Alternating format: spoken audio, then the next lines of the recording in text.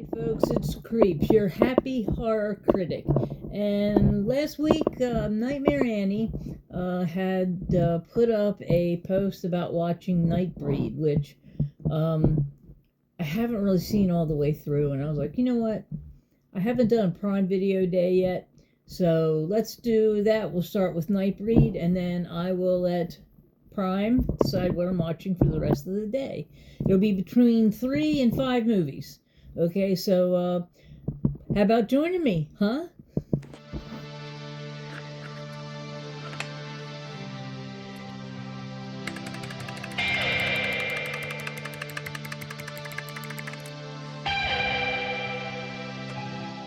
Okay, as you can see, I have pulled up Nightbreed. We're going to go in, and we're going to watch that from the beginning.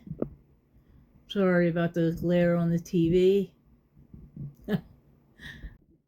Okay, and just like that, my friends, we are going in.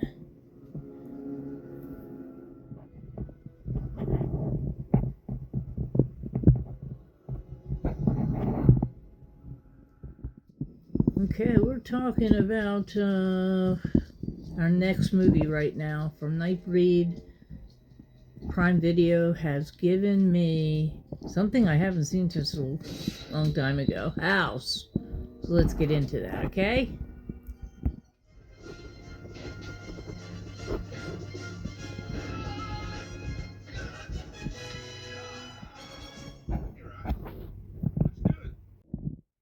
Okay. Prime Video decided I needed to watch Big Trouble in Little China again. So yeah, let's go in.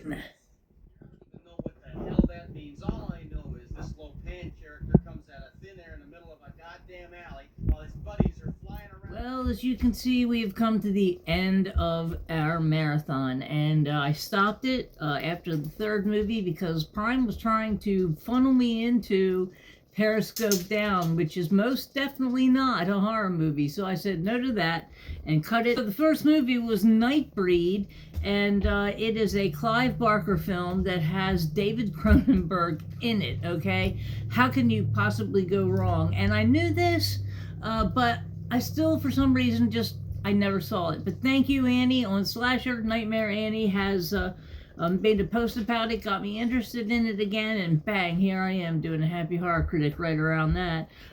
It's really a story about misfits, which Crow and I are, and we enjoyed it very much. I mean, it's a metaphor for what's going on right now in our world, right down to the Nazi police. I am not even kidding you. IMDb gives this movie 6.5. I'm giving it a 10 on your happy horror critic. I love everything, and if everybody loves it, I still love it more. Okay, second movie. Nightbreed funneled me into House, which, here we go. I have seen this movie, but I haven't seen it since I rented it on VHS back in the 80s, probably 1986, because I was always, right there. I wanted to be the first one to watch everything.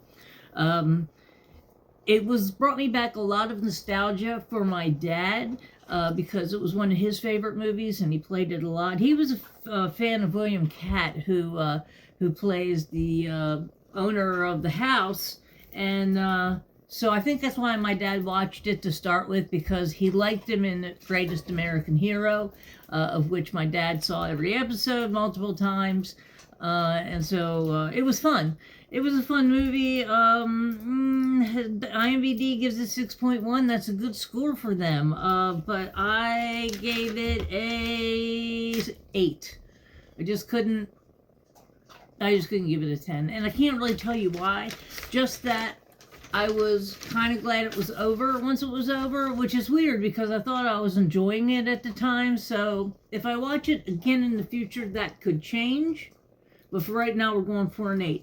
Next was Big Trouble in Little China. Now we're getting into fantasy now, and fantasy with horror elements in it. Lots of practical effect creatures.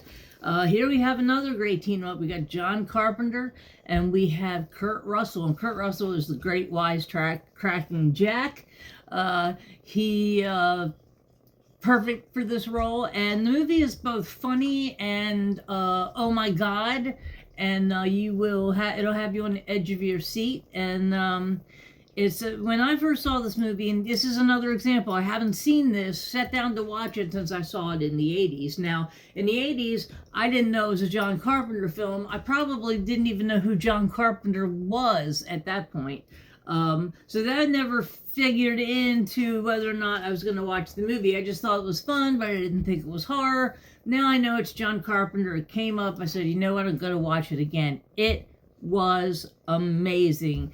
It was another one of those movies that is it never stops. And in this case, you're building on these different Chinese hells and Chinese proverbs, and every time you turn around the corner, it's another one.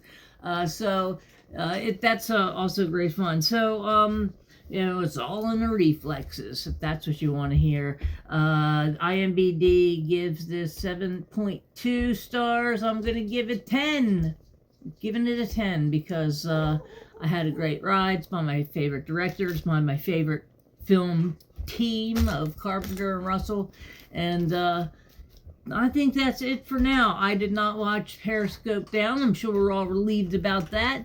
And I'm going to finish up here and say have a good day or evening, whenever it is. Thank you for joining me. If you enjoyed it, you can hit the like button, subscribe button, do all the things, or not.